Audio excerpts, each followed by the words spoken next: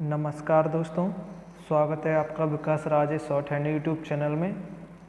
अगर आपको हमारे व्हाट्सएप पेड ग्रुप से जुड़ना है तो आप दिए गए नंबर पर संपर्क कर सकते हैं और मैंने अपना नंबर डिस्क्रिप्शन में नीचे भी दिया हुआ है। तो चलिए आज की डिक्टेशन स्टार्ट करते हैं।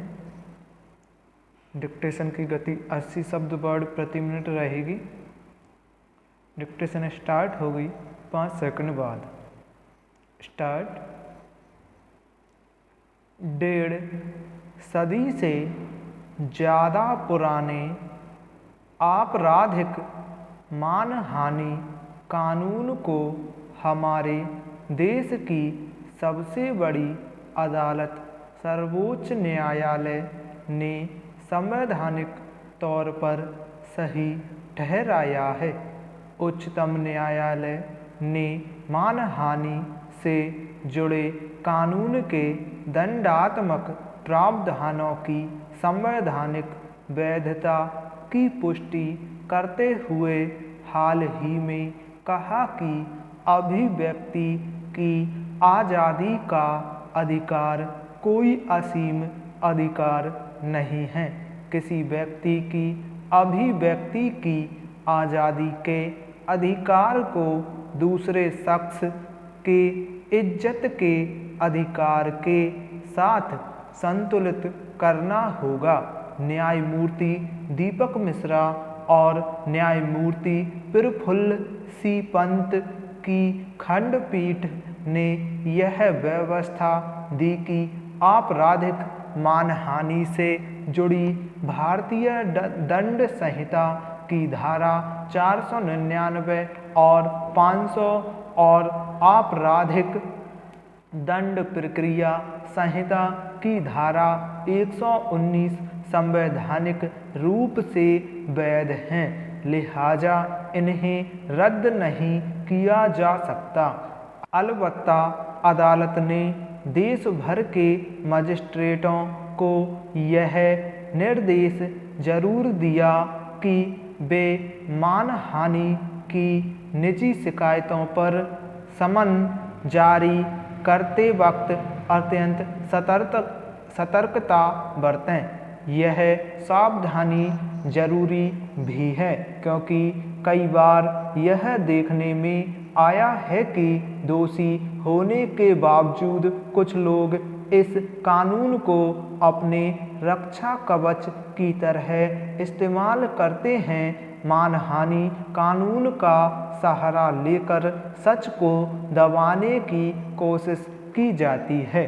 Paragraph change. मौजूदा आपराधिक मानहानि कानून की संवैधानिकता को सर्वोच्च न्यायालय में कांग्रेस उपाध्यक्ष राहुल गांधी, दिल्ली के मुख्यमंत्री अरविंद केजरीवाल, भाजपा नेता सुब्रह्मण्यम स्वामी समेत 20 लोगों ने चुनौती दी हुई थी। मानहानि पर दंडात्मक कानूनों की संवैधानिक वैधता को इस आधार पर चुनौती दी गई थी कि वे पुराने पड़ गए हैं और अभिव्यक्ति की स्वतंत्रता के अधिकार के साथ असंगत हो गए हैं। लिहाजा मानहानि के अपराध के लिए दंडात्मक प्रावधानों को गैर अपराध बनाकर हटा दिया जाए। भारतीय दंड संहिता की धारा 499 और 500 दोनों निरस्त कर दी जाएं।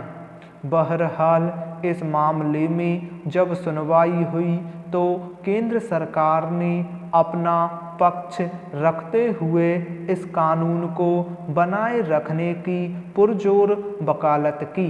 Paragraph change. सरकार का कहना था कि यह कानून हर वक्त के हिसाब से मौजूद हैं, लिहाजा उसे इसमें कोई बदलाव या रद्द करने की ज़रूरत नहीं दिखाई दे रही। दोनों पक्षों की सभी दलीलें सुनने के बाद अदालत ने विस्तार से अपना फैसला सुनाते हुए कहा कि संविधान के अनुच्छेद 21 के तहत हर व्यक्ति को जीवन व आज़ादी का हक मिला हुआ है और यह मौलिक अधिकार है। देश के हर एक नागरिक को मान सम्मान और प्रतिष्ठा के साथ जीने का अधिकार है। ऐसे में मानहानि से संबंधित कानूनी प्रावधान बरकरार रखना जरूरी है। यह कानून नहीं रहेगा तो अराजकता फैलेगी।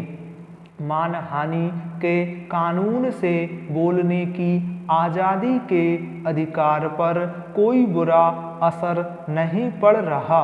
कौन सी आलोचना मानहानि के दायरे में होगी और कौन सी नहीं, इसके बारे में महीन सा फर्क करते हुए अदालत ने कहा, अगर कोई नीति या बात किसी को पसंद नहीं है तो उसकी आलोचना मानहानि के दायरे में नहीं है, लेकिन ऐसी कोई भी आलोचना जिससे व्यक्ति विशेष के सम्मान को ठेस पहुँचे तो वह मानहानि के दायरे में होगी।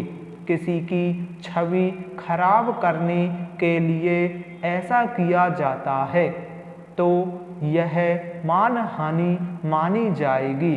शीर्ष अदालत ने याचिकाकर्ताओं को सिर्फ 2 महीने की राहत देते हुए कहा कि निचली अदालत में आपराधिक कार्यवाही पर उनकी ओर से दिया गया स्थगनादेश 8 हफ्ते तक जारी रहेगा। इस दौरान याचिकाकर्ता मौजूदा फैसले के संदर्भ में राहत पाने के लिए अपनी याचिका संबंधित उच्च न्यायालयों में दायर कर सकते हैं, यानी उनके खिलाफ चल रहे मामले खत्म नहीं होंगे, वे ज्यों के त्यों चलते रहेंगे। स्टॉप।